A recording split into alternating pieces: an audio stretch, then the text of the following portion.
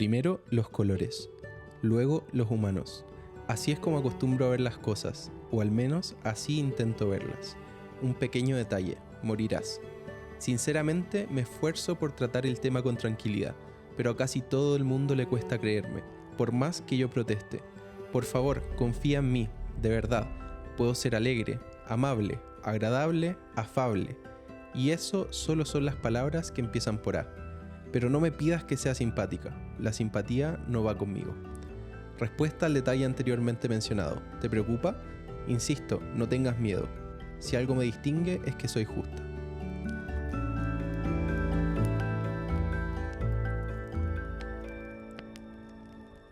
Bienvenidos y bienvenidas a Tomo 13, yo soy Nacho. Y yo la Vale. Y este es el podcast donde hablamos sobre nuestras últimas lecturas, los libros que amamos y las últimas novedades del mundo literario. ¿Cómo estás, Vale? Bien, con mucho calor.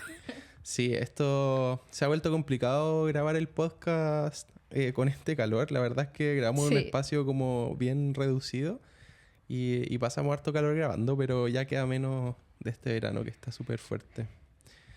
Y bueno, la temática de este podcast, igual que la semana pasada, vamos a partir con un tema y después vamos a hablar un poquito de cuáles son los libros que hemos estado leyendo este último tiempo. Y la temática de hoy son libros que han sido o serán adaptados al cine o al mundo de las series, que hoy está tan fuerte con Netflix y las otras plataformas de streaming.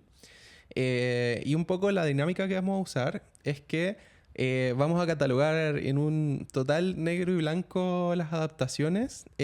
Vamos a determinar si es o no es cine lo que estamos conversando. Y bueno, vamos a partir un poco por los grandes clásicos que han sido adaptaciones del mundo literario al cine. Y ahí vale, ¿cuáles dirías tú que son como las adaptaciones clásicas? A mí lo primero que se me viene a la mente es Harry Potter, pero eso ya quizás es un poco más nuevo. Sí o sí hay cosas más clásicas aún. Sí, igual yo creo que vamos a enfocar la conversación más como en, digamos, lo que es más contemporáneo en nosotros. Claro. Yo diría que de nuestra época efectivamente Harry Potter y probablemente El Señor de los Anillos son como las dos grandes adaptaciones. Sí. Quizás como rango etario un poquito distinto, pero creo que son las que tuvieron más impacto también. Claro, como que yo la primera vez que viví presenciar como esto de un fandom entero esperando que saliera una saga de películas de su libro favorito fue Harry Potter. Sí. ¿Tú te has leído Harry Potter? Yo me leí el primer libro de Harry Potter solamente. ¿Y tú? Yo sí, me los leí. ¿Todos? Quizás sí, no recuerdo bien, pero me leí varios. Yo habiendo leído solo la primera entrega de esta saga, como mi apreciación de la película es que la verdad era bien parecida. Pero ayer hablábamos un poco de que también las primeras películas de Harry Potter son un poco más infantiles, de una trama un poco más simple. Y tú me decías que en realidad las otras como que no estáis seguras si es lo mismo. No sé bien, porque para mí esta experiencia fue primero ver la película y después leer los libros. Yo me acuerdo cuando salieron los últimos libros de Harry Potter, yo haber tenido como 10 años y mi mamá era muy fanática, entonces como que yo no me iba a leer un libro de ese volumen a los 10 años, pero sí veía las películas con mi familia. Entonces yo no tuve como esa experiencia de primero leerme los libros y después poder criticar la película en base a eso. Entonces para mí también siento que son buenas películas, pero sé que para los como fans de Harry Potter anteriores a las películas, como las que van más adelante no les gustan tanto. Claro.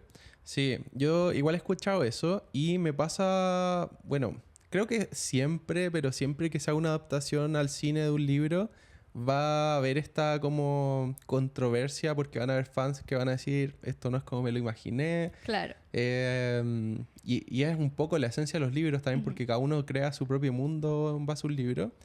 Pero también ahí está un poco la discusión de ¿tiene que ser necesariamente una adaptación igual al libro o es una reinterpretación? Como qué permisos pueden darse. Ajá.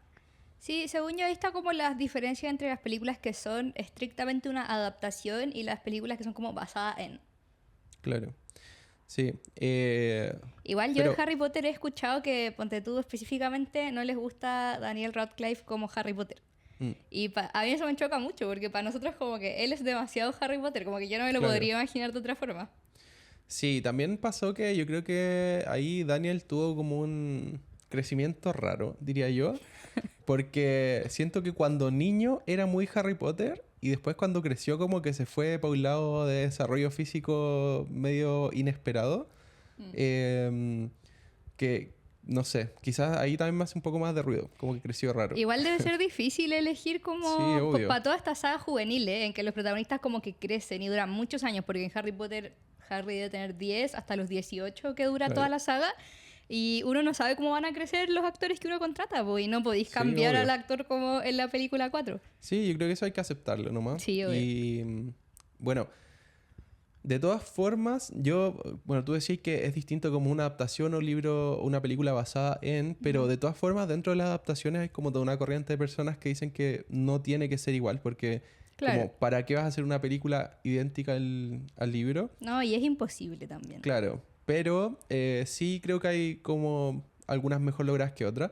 Yo en general he escuchado súper buenos comentarios. Yo no me he leído los libros del Señor de los Anillos, pero en general he escuchado muy buenos comentarios respecto a esa comparación película-libro. Y lo que sí puedo decir es que me leí hace poquito El Hobbit. Es un poco más contemporánea esa adaptación, pero en muchas escenas la adaptación de El Hobbit al cine encontré que está bastante buena. No sé si... Porque El Hobbit creo que son 3 películas igual. No estoy 100% seguro, pero me suena. Y quizás se extendieron un poquito más de la cuenta. Pero, por ejemplo, la escena como inicial del llamado a la aventura de Bilbo, de verdad que es increíble cómo lo hicieron. Yo encuentro que le suma 1000... O sea, yo diría que es mejor que el libro esa parte. Entonces creo que igual hay ejemplos en los que ha estado súper bien logrado. No sé si se nos pasa alguna otra adaptación más o menos como de esa época que haya sido así como relevante. No, Star Wars no son libros, ¿o sí? No son libros. Después salieron como cómics y distintas cosas, pero es como extensión del canon, pero entiendo que fue originalmente una película. Es que ahí con lo que tú decías del Señor de los Anillos, que yo tengo que confesar que no he visto El Señor de los Anillos, tampoco me he leído los libros, así que no tengo mucho que decir. Estaba pensando un poco en como la magia igual que tenía adaptar historias de fantasía como un poco más artesanalmente, porque claro. El Hobbit ya se hizo en una época en que había CGI y como muchas más tecnología. Me imagino, no sé si hay dragón en el Hobbit, ¿sí o no? Sí. Como todas esas escenas deben estar súper bien logradas, pero igual encuentro mucho valor las adaptaciones que se hicieron antes y que con efectos especiales mucho más artesanales se lograban como representar estas cosas de mundo fantástico. En mi opinión, las películas originales de Star Wars, que son todas con efectos prácticos, o sea, tenían las naves miniaturas, Yoda era una marioneta y todas esas estas cosas como de perspectiva para que se vieran gigantes. Para mí personalmente se ven infinitamente mejor, y que de hecho eso es algo súper criticado de las películas de la segunda trilogía que salieron más cercano al 2000, donde todo el tema de los efectos especiales estaba partiendo y... como que en ese momento se veía como, bacán como los efectos, pero ahora 20 años después o 30 años después no se ven tan bonitos como pensábamos. Pasó también en su momento con la adaptación al cine de Dune, pero la primera, la antigua, que uno la ve y horrible, como estéticamente y de efectos y todo. Entonces también creo que hoy estamos como en un buen momento en términos de tecnología, pero en un mal momento en otros términos. Y ahí, bueno, entramos como a la segunda oleada de adaptaciones que vino después de todo esto de Harry Potter y El Señor de los Anillos, y que ahí hubo como una explosión. Empezaron, adaptaciones como Las Crónicas de Narnia, que fue como también súper importante, pero que murió en el camino. Sí, y eso fue triste igual porque yo me leí Las Crónicas de Narnia, todos los libros, y eran muy buenos todos. Como que no se justificaba que las demás películas fueran tan malas, porque yo encuentro que la primera película es súper buena.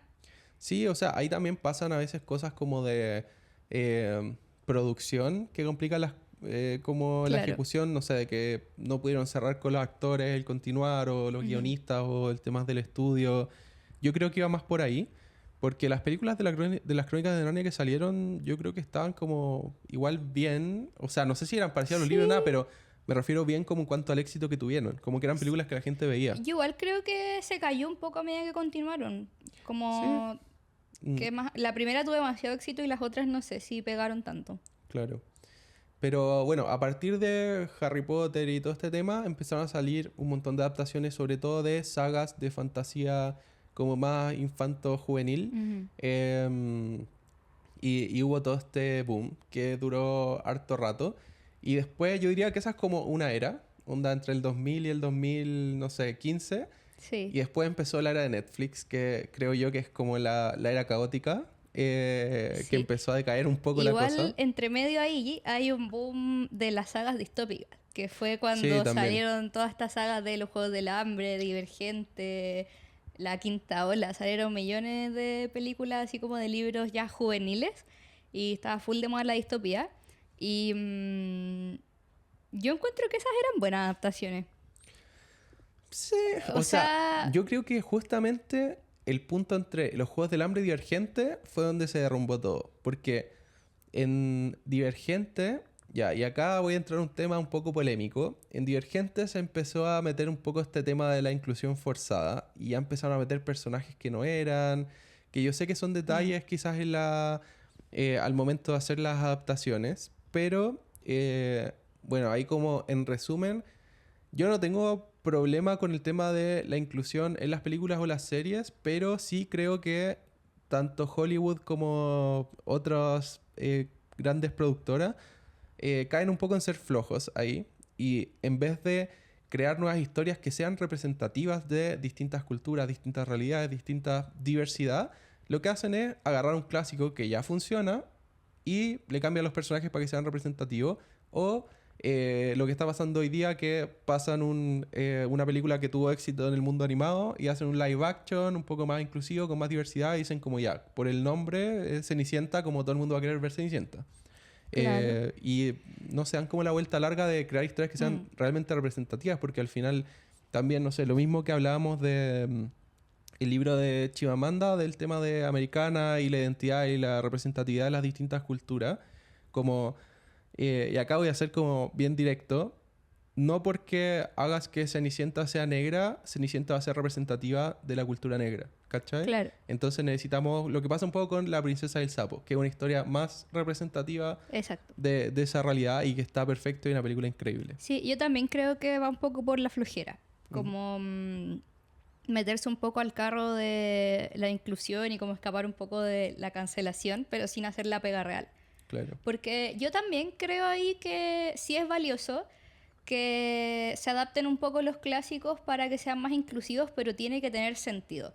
Y tiene que tener sentido dentro de la historia y con lo mismo que dices tú, como que sea representatividad real. Que claro. no sea una cuestión como marquetera. Y eso generalmente no pasa. Sí. Entonces, no sé. Creo que la última serie, El Señor de los Anillos, también tuvo problemas con eso ahí. Yo no Sí, cacho mira, muy bien. ahí por ejemplo yo tengo conflicto en el sentido de que a mí me pasa que cuando no aporta a la historia me conflictúa el tema. Ujú. O sea, cuando no aporta o afecta negativamente, pero también entramos a otra discusión, que es que los fans o la gente del Señor de los Anillos decía, no sé, pusieron a un elfo latino o un elfo negro. Como, ¿por qué? Si los elfos siempre han sido rubios y de piel blanca.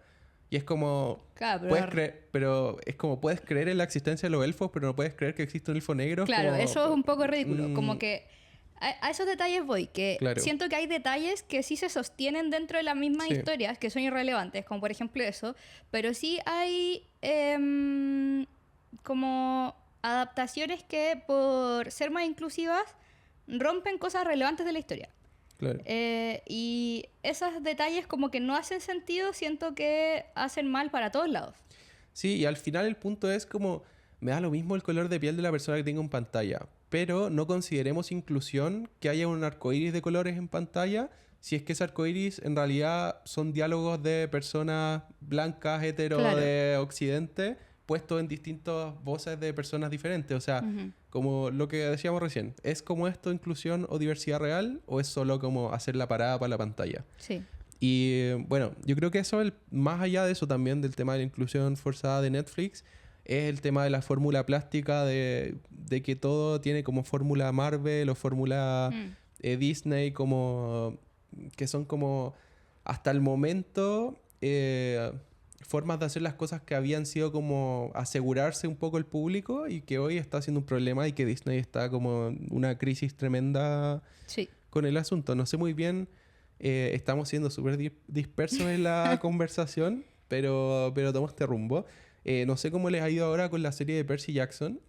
Sí, eso igual quería comentar, que dentro de este boom de Harry Potter se adaptó la saga de Percy Jackson. Claro, al cine primero. Al cine primero, sí. Se hicieron 2 películas, es una saga de 5 libros. Y más que una saga de 5 libros, es un mundo entero de fantasía del que se podría sacar demasiado provecho. Y de verdad que espero que lo haga Disney ahora porque yo, más allá de haber sido fan de Percy Jackson cuando chica, como que genuinamente creo que es un mundo increíble que se puede explotar demasiado. Claro. Ahí Rick Riordan como que creó... Siento que es como Brandon Sanderson de como la juventud, como más orientado a 12, 13 años. Y también con todo este tema de la mitología, siento que igual es un poco educativo también. Entonces ahí le veo mucho valor. A las películas les fue pésimo, pero de verdad pésimo. Y yo creo que ahí hay varios puntos claves. Uno, que intentaron que esto fuera una película juvenil. Sí. Cuando no lo era una historia completamente para niños. Sí pasaba un poco lo mismo que con Harry Potter, que las primeras películas son muy infantiles y a medida que va creciendo los personajes como Percy y Annabeth, los libros se van tornando más adolescentes y eso tiene mucho sentido con el crecimiento de los personajes y la edad, pero las películas no sé por qué decidieron como enfocarla en un público adolescente de 16, 17 años desde el principio y no tenía ni un sentido, era ridículo, como que... Sí. Literal cambiarle la edad a los personajes desde el primer libro y no pensar en qué va a pasar después o no pensar cómo adaptar los temas que se tocan a distintas edades, hacía que fuera muy ridículo. Bueno, ahí también hay otro gran tema que es el público de las adaptaciones al cine, porque por ejemplo, yo nunca me leí Percy Jackson y vi solo la película y la verdad me gustó la película. Pero yo creo que si la viera y ahora la encontraría muy mala. Claro, pero teniendo, no sé qué edad tenía cuando salió la película, pero de tus 14 años, no sé. A esa edad me pareció igual una relativamente buena película.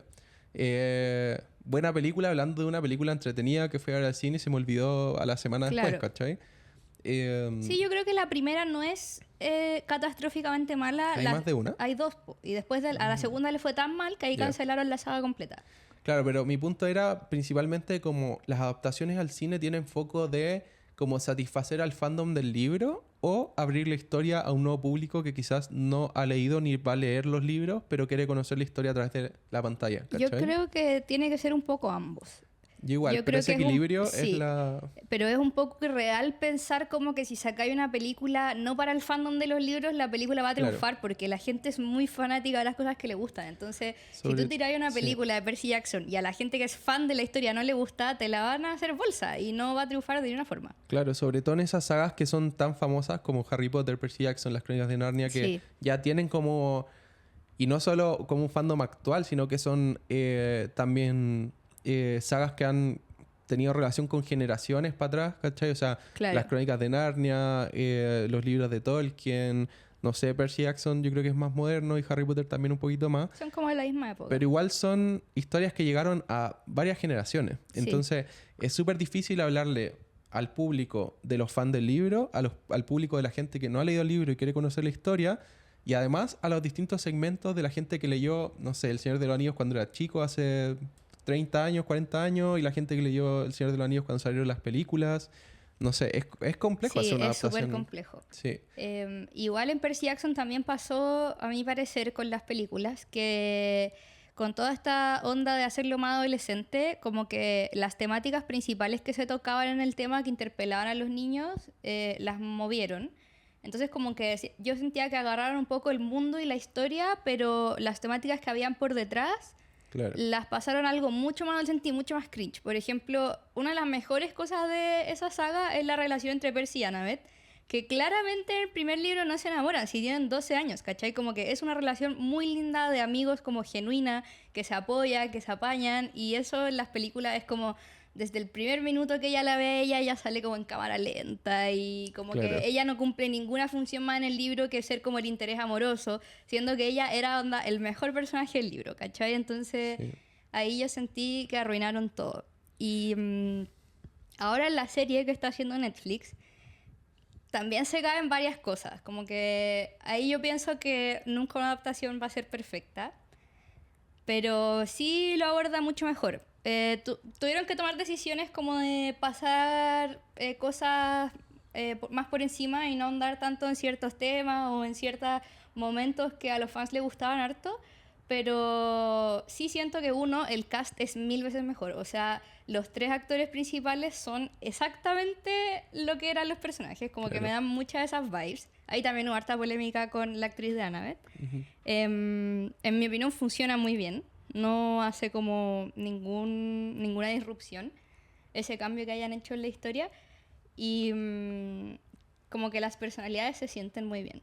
Sí, y bueno, creo que en base a lo que hemos hablado, no sé si me falta mencionar algún como género, pero siento que después de Harry Potter y toda esta como primera oleada de esta generación por lo menos, de adaptaciones, vinieron como la adaptación de sagas infantiles y juveniles, después todo este tema como distópico de ciencia ficción, que se adaptaron hartas sagas.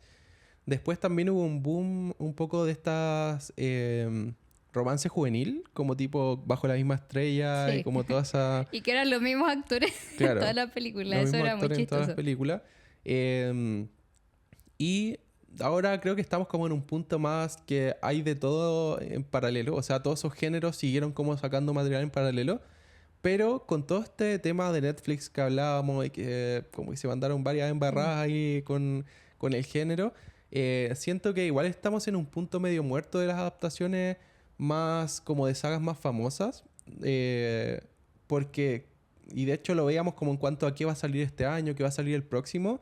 Como que siento que igual hay un miedo de los estudios ahora de sacar películas porque esta reacción de los fanáticos, de como si van a amar o odiar la película, tampoco saben muy bien cómo traer historias que estaban en un contexto anterior al actual, a la actualidad, sin hacer como estos cambios tan grandes y sin recibir tampoco como la desaprobación por ese lado. Entonces, estamos como en un momento delicado donde hay mucha crítica y expectativa respecto a las adaptaciones, sobre todo de estas sagas más famosas, porque nosotros vemos, por ejemplo, no sé, las nominaciones a los Oscar, quizás la mitad de las películas nominadas son adaptaciones a libros, pero libros más desconocidos. Claro, nadie se los había leído realmente. Eso. Entonces siento que en eso estamos. Yo ahí creo que también hay un factor como de que ya no estamos en una época en que hayan tantas sagas como con tantos fandom. A mí lo único que se me ocurre es Brandon Sanderson. Sí, como actual, ¿cachai? Pero igual ponte tú, no sé, las sagas de Sarah J. Maas que son mega famosas. Claro, es que en ahí algún momento tienen que llegar lo al único cine. que se me ocurre es Brandon Sanderson y Sarah J. Maas. Y yo creo que ahí hay mucho recelo de parte de los autores de compartir sus historias. Sí. Porque, no sé, siento que hubieron muchos eventos que pronosticaron el gran fracaso de las adaptaciones. Por ejemplo, Game of Thrones. Claro. Nosotros dos veíamos Game of Thrones y tenemos básicamente la misma opinión que todo el mundo. Yo creo que las primeras temporadas eran súper buenas. Yo me leí los libros hasta el quinto, que es el último que sacó el autor. Y creo que los productores hacían un súper buen trabajo. Y ahí cuando se quedaron sin libros como que cagaron porque no supieron cómo continuar. La serie se empezó a ir como en picada. Y ahí también un poco responsabilidad como del autor de haber dejado la historia a la mitad. Yo siento que ya no tiene sentido que el autor siga sacando libros. Entonces, no sé si... como ¿qué pasaría si es que él siguiera escribiendo la historia y se va a ir por otro lado de la serie, claramente? Porque ese final ya no funcionó. O sea, claro, va a satisfacer un poco a los fanáticos de los libros, pero a los de la serie, no sé, como que va a generar conflicto. Y ahí yo tengo, perdón, me voy a saltar a otro tema, que lo podemos hablar en otro momento, pero es súper importante cuando nos metemos en series de libros tan grandes, como saber a quién estás leyendo. Porque hay autores como George Martin, como Patrick Rothfuss, que es el de El nombre del viento, que son autores poco confiables. O sea, no hacen la pega como consistentemente. Y pasa lo que han pasado con estos dos autores que dejaron sagas que tienen un fandom gigante colgadas y no siguieron escribiendo nomás. Pues, y como no se puede hacer nada al respecto, que acá como me voy a mi fanatismo personal, es algo que no pasa con Brandon Sanderson porque es una persona muy comprometida con su trabajo, que tiene una consistencia en su escritura. Para los que no saben, Brandon Sanderson tiene un canal de YouTube donde cuenta todas las semanas el porcentaje en que va de la escritura de cada libro. O sea, dice, por ejemplo, el próximo tomo del Archivo de las Tormentas, voy en el 65% de escritura, estoy en esta fase, estamos en tal parte de la edición, de la publicación. Entonces tú sabes en cada momento cuándo va a salir tu serie. Y eso es súper importante porque al final, si tú dedicas en esa saga, que son 10 libros de 1200 páginas, todas esas horas a leer un libro, como igual quieres la retribución de que Obvio. se termine la historia y te respondan como a esa inversión de tiempo y de plata. Y efectivamente en el cine y en las series pasa un poco eso de que, sin desmerecer, los guionistas no son escritores y No. es otro formato. O sea, no son escritores de literatura, son otro tipo de escritores y que pueden ser muy talentosos a veces y a veces no tanto. Y lamentablemente no sé, sobre todo en fantasía, que tienes que crear un mundo, que alguien que no creó ese mundo cierre la historia, es muy difícil. Sí, es muy difícil. Que lo haga bien. Que es un poco lo que pasó con La Rueda del Tiempo, ¿no? Que Brandon Sanderson terminó La Rueda del Tiempo. O inventé este... Claro, sí. Bueno, no estamos hablando de la serie, estamos hablando de los la libros, saga. pero efectivamente cuando murió Robert Jordan, que es el escritor original de La Rueda del Tiempo, tomó un poco la... ¿Cómo se llama? Se pasaron la varita. la varita. La posta. La posta, eso, se pasaron la posta. Y Brandon Sanderson terminó los últimos 2 o 3 libros. Entiendo de hecho que iba a ser como un solo libro conclusivo que iba a ser Brandon Sanderson, y después se extendió y terminó escribiendo como 3 libros. Que yo tengo muchas ganas de leerme La Rueda del Tiempo, sobre todo para llegar a los libros de Brandon Sanderson y ver qué tal, pero son 15 libros, entonces está complicada la cosa. Claro. Pero efectivamente es complejo pasar la posta también entre mundos. O sea, pasar la posta desde el mundo de la literatura al mundo del cine, eso sí que es complejo. Y bueno, un poco también en esa línea lo que decíamos, lo que viene ahora y como las adaptaciones que vienen pronto han sido muy criticadas. Ya como sale el tráiler y sale un montón de gente ya a criticar como a los actores, a la ambientación, un montón de cosas. Yo incluido a veces. Soy parte del problema ahí, pero es que uno se encariña con las historias y después cuesta que hagan algo que no es lo que tú quieres. Así que, bueno, eso, nos extendimos harto hablando de un poco el desarrollo del tema de las adaptaciones a lo largo de nuestra historia, que es como en realidad desde el año 2000 al momento. Pero ahora quería como que hagamos un pequeño repaso entre las adaptaciones de las que hablamos y hacer esa distinción como de si son o no buenas. Sí. Y bueno, partamos por las primeras. No vamos a entrar en El Señor de los Anillos porque como tú no la has leído, pero yo confirmo, yo creo que es cine. ¿Qué opinas tú de Harry Potter? Yo también creo que sí, que es cine. Sí. Yo no leí todos los libros, pero me gustaron todas las películas, la verdad. Y creo que se convirtieron en su propio fenómeno. O sea, marcaron una generación. Sí. Percy Jackson no es cine. En las películas. ¿Y las Crónicas de Narnia? La primera sí. Sí, estoy de acuerdo. La primera cine, las otras no tanto.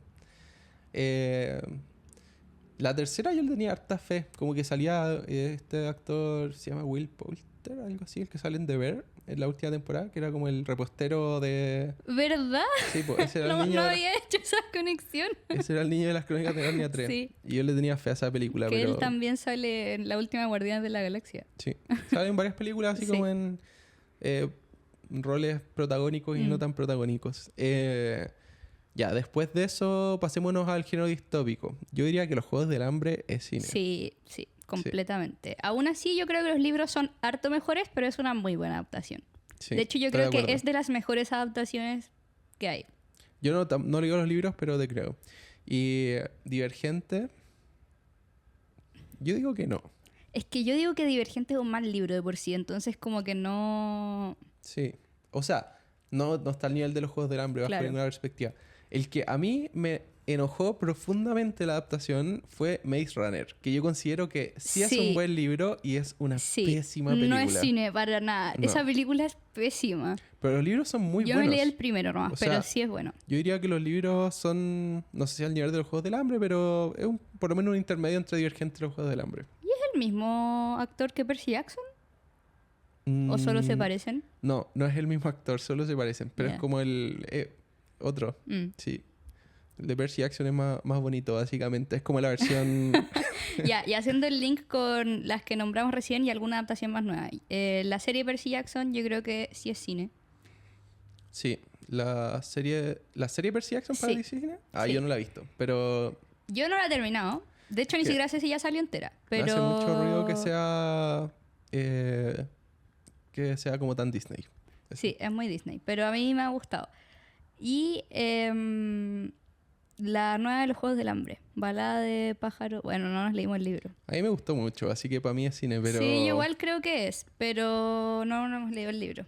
Ya, pero no nos saltemos tanto. Volvamos a ahora el género romántico. Bajo la misma estrella es cine. Sí. Es cine, sí es. Sí. Y, tú eras ahí gran fan de John Green. Sí, yo era muy fan de John Green en esos tiempos. Y me voy a ir un poquito más para atrás con una película que yo considero que es el ápice de estas novelas juveniles. ¿Qué diría yo que es las ventajas de ser invisible? Sí, no. Ahora, debo decir que el libro es mucho mejor, porque el libro es increíble, pero la película es muy buena. Sí, siento que está como al mismo nivel de los Juegos del Hambre, como que es un muy buen libro y es una muy buena película, pero inevitablemente el libro es mejor porque te permite muchas más cosas. Sí. Pero es una muy buena adaptación. Sí, muy, muy buena. Y después entramos ya en un campo romántico un poco más dudoso. Después de Bajo la misma estrella, se empezaron a adaptar otros libros de John Green, bastante malos, que es como Buscando Alaska. Sí, Ciudades de Papel. ¿Qué libro más malo que Ciudades de Papel? O sea, no, perdón. La película. El libro, bueno, ¿qué película bueno, más mala que Ciudades de Papel?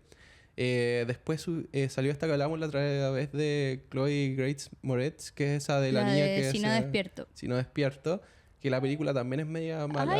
Yo esa la encontré buena. Que a mí me carga ella, pero... No, a mí me gusta ella. Y esa película la encontré buena, de hecho. Yo diría que esa sí es cine. Válido. Pero a mí la verdad no me gusta tanto. Y no sé qué otra romántica se me pasa como que sea una adaptación... ¿Tu favorita? ¿Cuál? Yo antes de ti. Yo antes de ti. Excelente libro, excelente película. Para mí el libro está al mismo nivel que la película. Creo que el casting de esa película tiene un muy buen reparto. Demasiado bueno. Sí. Yo no me leí ese libro, pero es una gran película. Sí. Quiero hacer una mención honrosa acá. No es juvenil, no sé qué género es, pero también un dato curioso. Me gusta demasiado Comer, Rezar y Amar, que es una adaptación de un libro, es como de señora quizás, pero me encanta. Qué buena adaptación. Sí. ¿Y se nos pasa algún otro romance? Es que hay millones, pero así como relevantes, no lo sé. Bueno, yo nunca vi esas tipos de adaptaciones, pero por ejemplo, 3 metros sobre el cielo y esas cosas. Esa hueá española. Sí, pero no... yo las vi, pero no leí los libros y son pésimos. Ya, sí. No hay mucho que decir al respecto. Bueno, y eso, y después ya sí pasamos como a lo más contemporáneo. Yo creo que ahí ya hablamos, pero Game of Thrones... yo creo que fue cine. Sí, sí fue. Hasta la penúltima temporada, por lo menos. Sí. La última temporada, yo creo que es un tema del que no vale la pena hablar. Sí, es que ¿sabéis qué? Me podría extender mucho con esto, así que quizás no es el momento. Pero a mí no me molestó tanto las decisiones que tomaron en sí. Creo que sí era un buen final, pero no podían llegar a eso en una temporada. Como que le tendrían que haber dado 2 temporadas más entre medio para poder como desarrollar y que hiciera sentido que terminara así. Yo creo que debieron haber matado a Bran 3 temporadas antes y todo hubiera sido mejor. Pero bueno, bueno, voy a adelantarme un poquito porque justo en el libro que estoy leyendo ahora, que comentaban el tema de Game of Thrones, y hablaba como un poco de... Bueno, acá hablan como de las promesas que se hacen en los libros, en la historia, y es un poco como cuando parte algo, te dan una premisa, que en Game of Thrones era, por ejemplo, cualquiera puede morir. O sea, no puedes esperar que ningún personaje dure o no dure porque acá no funciona así. Que fue como el gran statement que hicieron con la muerte de Ned Stark. Pero después... Daño emocional. Sí, emotional damage. Y en las últimas temporadas como que esto cambió. Como que ya había tanta gente que quería a Jon Snow que en realidad como que cuidemos a Jon Snow. Hasta ¿cachai? lo revivieron, po. Claro. Entonces es como cuando se rompen esas promesas, ahí se Sí. empieza a complicar la Igual cosa. yo creo que ahí la gran traición de Game of Thrones, aparte de esa, fue que lo mismo de las promesas. Toda la serie nos venían diciendo esta historia en verdad no es sobre la guerra, esta historia es sobre los zombies de hielo que los van a matar a todos y los conflictos de los humanos son irrelevantes porque estos van a romper el muro y todos van a morir. Y ese conflicto se solucionó en un capítulo. Sí. Bueno, en fin. No Sí. volvamos a esas heridas del pasado. A diferencia de Game of Thrones, House of the Dragon, y bueno, yo me leí la primera parte de ese libro y lo encontré horriblemente malo porque era como demasiado enciclopédico. Y la serie la encontré Sí, bastante es cine. buena. Es cine. Es cine, por ahora. No Sí. sabemos Y qué depara el futuro. De esos tiempos como de Game of Thrones, ¿hay alguna otra adaptación importante? Pónganos también en los comentarios si se le ocurre alguna, porque sí o sí se nos van a Sí, pasar. obvio. Que yo haya visto, no. Porque en los tiempos de Game of Thrones estaban de moda las series como Breaking Bad, The Walking Dead, pero no sé si son libros, yo creo que no. No.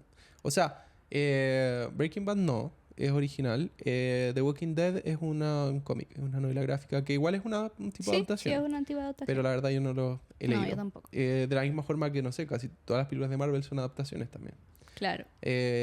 Bastante malas, de paso. de paso. Pero eso, creo que no nos queda. Y más que hacer un repaso de lo que viene en el futuro, yo te diría como de lo que viene, cuáles son las 1, 2, 3 series o películas que tú esperas de las próximas adaptaciones. Que yo espero... no sé si espero alguna en verdad. Como que no le tengo mucha fe a ninguna. Los 7 maridos de Ellie Hugo, Sí, esa la espero. Netflix va a hacer una película de los 7 maridos de Evelyn Hugo. Todavía no hay fecha de estreno, pero se rumoreaba que era para este año, pero yo francamente no creo porque todavía no hay ni elenco. ¿no? Así que ahí está la fecha medio complicada. Pero ha habido harta controversia al respecto. Es un libro que demasiada gente ama y demasiada gente tiene en su cabeza quiénes son las personas que deberían actuar en esta serie. De hecho, ahí hubo un drama un poco mediático porque la gente como que sobreinterpretó un tweet de Jessica Chastain ¿Sí? que en la realidad es la actriz perfecta para ser la coprotagonista del libro. Literal perfecta, como que la autora... ¿La coprotagonista? Sí. La autora escribió ese personaje pensando en ella, básicamente. Pero ella al final tuvo que salir como al público a decir como, dejen de molestarme, como yo no tengo ni un contrato con nadie. La gente viene a mis eventos a pedirme que yo firme este libro y yo no estoy vinculada con este libro de ninguna manera. Claro. Como basta. Sí. Y ahí la gente se vuelve un poco loca. También creo que es un gran error que sea una película. Como... Claro, debiera ser una serie. Sí. De 7 capítulos. Claramente, o sea... la trama del libro no son específicamente los 7 maridos de Evelyn Hugo, pero está dividido en estas 7 épocas de su vida para contar otra historia y calza demasiado bien con ser una serie de 7 capítulos. Como... Sí. Yo no entiendo por qué lo hicieron una película, pero bueno. Bueno, en fin. Yo en realidad tampoco estoy demasiado emocionado por nada de lo que vaya a salir este año. Sí espero, bueno, comenté hace poquito que me había leído El problema de los 3 cuerpos, que es un libro de ciencia ficción y que va a salir ahora en marzo, entiendo, en Netflix. No le tengo demasiada fe porque es Netflix, porque es un libro chino y la producción es gringa y eso creo que no sale bien en general. Pero es un libro que es una adaptación que espero. Y eso, hay más adaptaciones programadas para este año o el próximo que no nos emocionan demasiado, como el libro de Colin Hoover, de Romper el Círculo. Sí. ¿Y qué más habíamos visto? No Eso era como lo más importante. Nada muy relevante. Claro. Eso sí, te quiero recordar que estamos esperando una gran adaptación, que es Dune. Dune parte 2. Verdad. Dune parte 2. Somos muy fan de la primera Dune. Sí. Ninguno de los dos no hemos terminado el primer libro. Los dos nos leímos la Sí. mitad. Pero por lo menos yo lo que leí del libro encontré que la adaptación era una obra de arte. Sí, yo también encuentro que la más que película más que cine y que sobrepasa al libro incluso. Yo creo En que mi sí. opinión. Es que, de verdad, para mí es una película casi perfecta, diría. Sí, es demasiado buena. Sí. Ahora, igual a mí me pasó que yo veía la película y decía, si no me hubiera leído la mitad del libro, estaría entendiendo poco y nada. A mí yo no me leí el libro después de la película y... ¿Y entendiste? Entendí perfecto. Ya. Sí. Ahora, claro, tenéis menos contexto. Sí. Pero creo que se entiende. Ya, súper. Así que bueno, eso con el tema de las adaptaciones, nos salimos harto del guión porque creo que es un tema que da para mucho. Sí. De repente, cuéntenos en los comentarios si les gustaría que nos extendamos más y, por ejemplo, hacer un capítulo particularmente de, por ejemplo, adaptaciones de distopías y como ahondar full en ese tema. Creo que estaría entretenido. Sí. Y eso. Y ahora pasamos ya como a la última sección del podcast, que en realidad va a ser extremadamente breve. Porque voy a hacer el spoiler. Hoy estamos grabando 2 capítulos a la vez. Y hay 35 grados. Sí. Y hay 35 grados, así que no queremos extendernos más de lo necesario. Pero, bueno, los dos leímos libros de romance, que en mi caso fue la novela del verano, Beach Read, y en el tuyo fue Happy Place. Happy Place, Lugar Feliz. No existe la traducción. Un libro que no existe en español todavía. Pero leímos estos libros con un poco la intención de hacer un especial del 14 de febrero y los vamos a estar comentando en el próximo capítulo, así que no vamos a ahondar ahora en ellos. Esa fue la lectura de esta semana de la Vale, así que no hay mucho más que comentar fuera de la Sociedad de la Secreta de las Brujas. Sí. Algo. La Sociedad Secreta de las Brujas Rebeldes. Lo mostramos de todas formas en el capítulo pasado. Sí. No me lo he terminado porque estaba teniendo esta otra lectura para el capítulo especial, que va a ser el próximo capítulo. Y hasta ahora me está gustando harto. Creo que les hice una buena descripción de lo que se trataba el capítulo pasado. Ya llevo como 100 y algo páginas, así que voy como un tercio del libro, quizá un poquito más. Y es muy tierno, muy ligero. Es bien parecido a La Casa en el Mar Más Azul de T.J. Klune. En ese sentido, sí creo que va a ser más romántico, pero me está gustando harto, es una buena lectura. Buenísimo. Y bueno, por mi parte, yo tampoco quiero ahondar demasiado en estos libros porque no he terminado ninguno y quiero comentarlos como más detalle cuando me los haya terminado, pero sí les voy a contar... Para contarles en qué estamos. En qué estamos y de qué se tratan. Bueno, el primero es Curso de Escritura Creativa de Brandon Sanderson. Es bastante autoexplicativo el título. Es un curso de escritura creativa, pero en realidad es como una transcripción semi-editada de una clase que da Brandon Sanderson de escritura creativa en una universidad de Estados Unidos que no recuerdo. Y está enfocada principalmente en escritura de ciencia ficción y fantasía.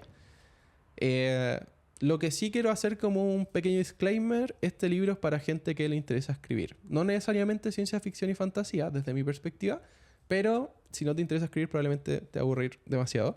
Claro. Pero si te interesa escribir, como digo, desde mi perspectiva, cualquier género, este libro de verdad es una joyita. O sea, Brandon Sanderson yo creo que es de los escritores más generativos actualmente. O sea, escribe un montón, escribe muchos libros como en simultáneo, saca por lo menos 2 o 3 libros al año. El año pasado sacó como 6 libros, no sé cuánto, pero... Y además todos son como éxitos y todos son buenos desde mi perspectiva. O sea, pueden gustarte más o menos, pero son buenos libros. Y de verdad acá como que resume temas súper fundamentales de qué hacen a sus novelas tan especiales.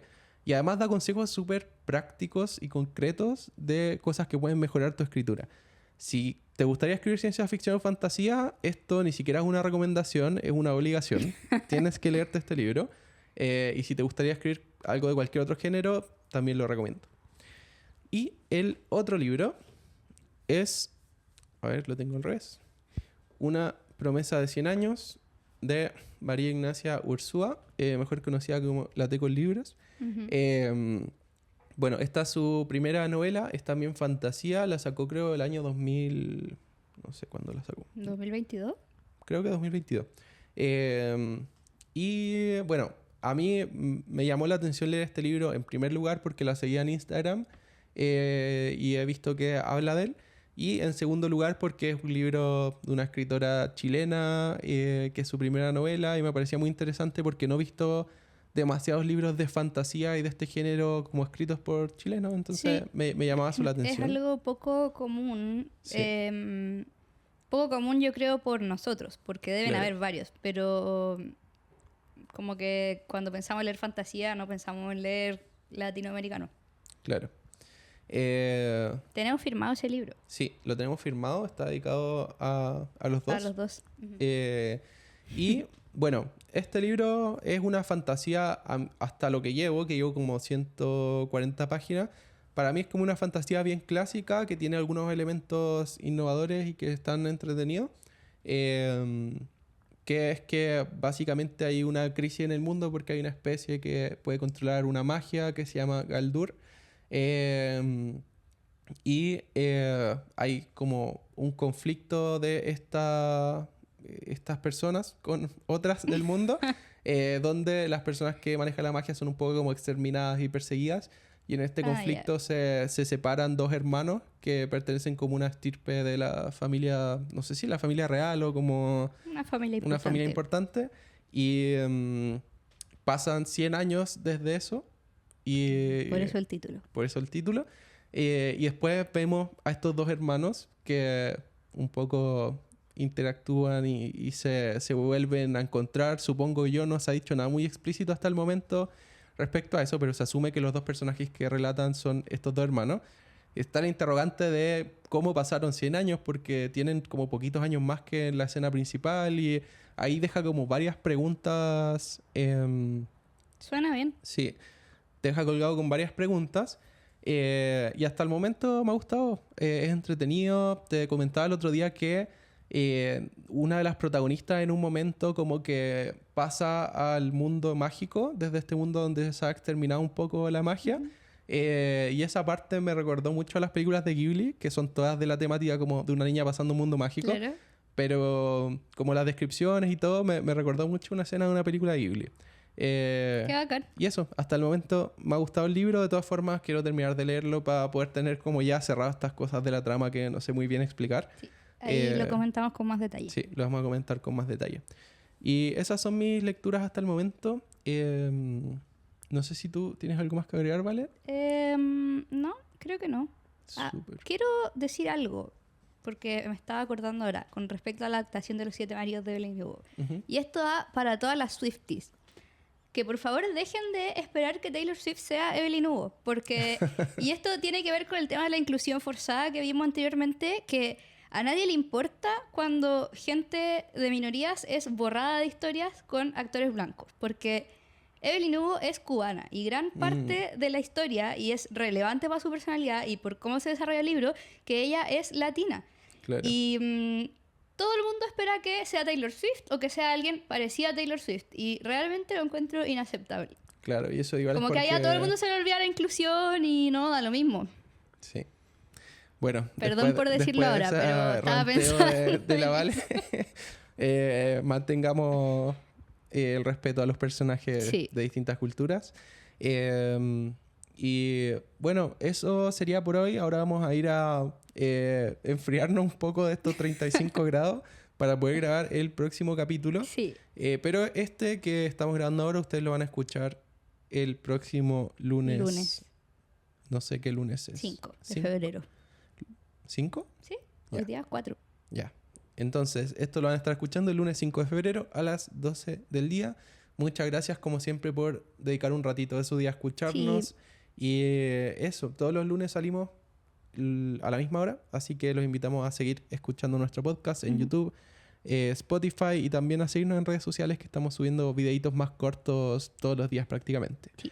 Así que eso, nos vemos la próxima semana. Chao.